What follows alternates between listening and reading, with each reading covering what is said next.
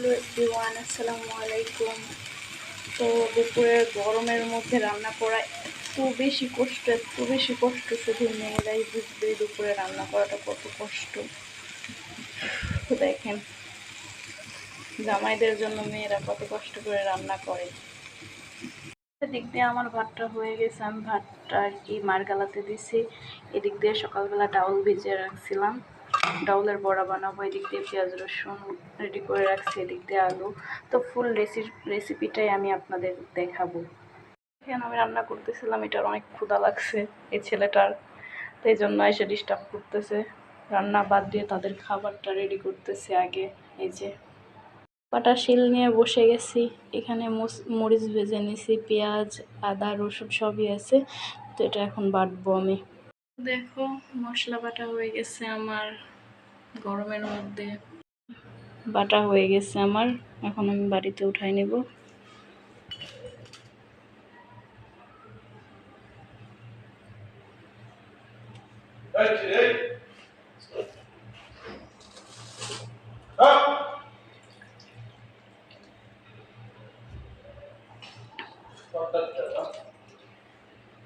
তারপরে ডাউল বেটে নেব। ও আমার ডাউল বাটা কমপ্লিট। আসলে এই পাটা শিলে কোনো কাজ করতে গেলে এতটা কষ্ট, দেখো।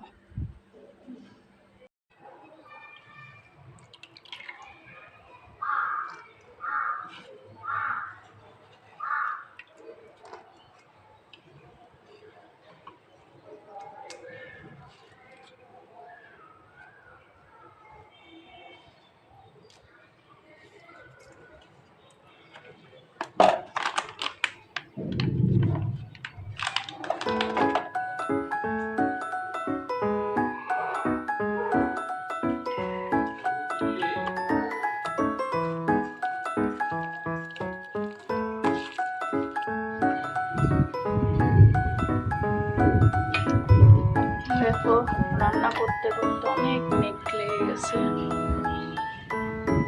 অনেক বাতাস।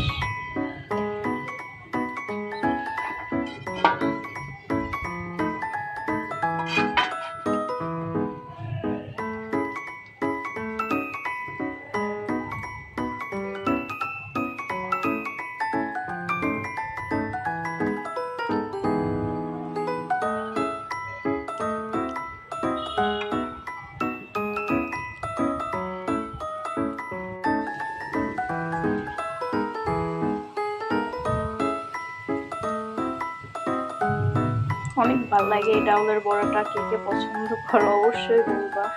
আর এই ডাউলের বড়া দিয়ে কিন্তু আজকে আমি তরকারি রান্না করবো, অবশ্যই দেখাবো তোমাদেরকে। ও আমার বড়াগুলো হচ্ছে, পাশের চুলাটাও জ্বালিয়ে দেবো। আসলে এক চুলায় রান্না করলে হয় কি অনেক দেরি হয়ে যায় রান্নাটা। আমি দুইটা চুলায় জ্বালিয়ে দিলাম, তেল দিয়ে দেবো কড়াইতে।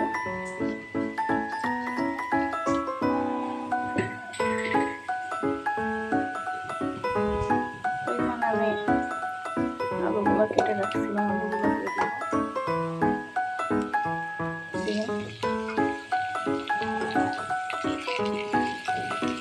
ভিডিওতে মানুষের অনেক ভুল ত্রুটি হয়, তো তোমরা অবশ্যই ক্ষমা দৃষ্টিতে দেখবা, ভুল মানুষেরই হয়।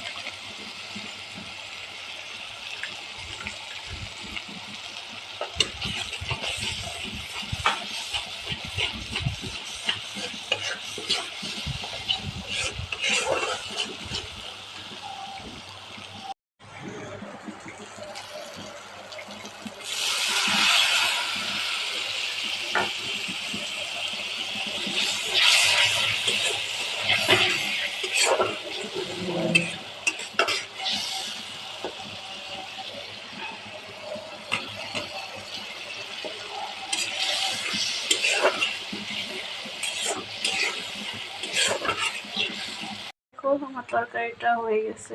এখন এটার মধ্যে বড়া যে ভেজে রাখছিলাম ওটা দিয়ে দিব।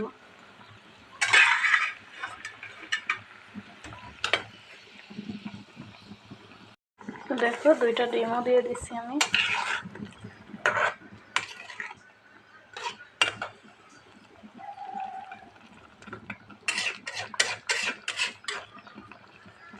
তরকারির ফাইনাল লুক দেখা যাক কেমন হয়েছে। এই যে আমার তরকারি। জানি অনেকেই অনেকভাবে রান্না করেন, কিন্তু আমি আমার মতো করে রান্না করছি। তো কেমন হয়েছে অবশ্যই বলবেন। সবাই ভালো থাকেন, সুস্থ থাকেন। আল্লাহ হাফেজ।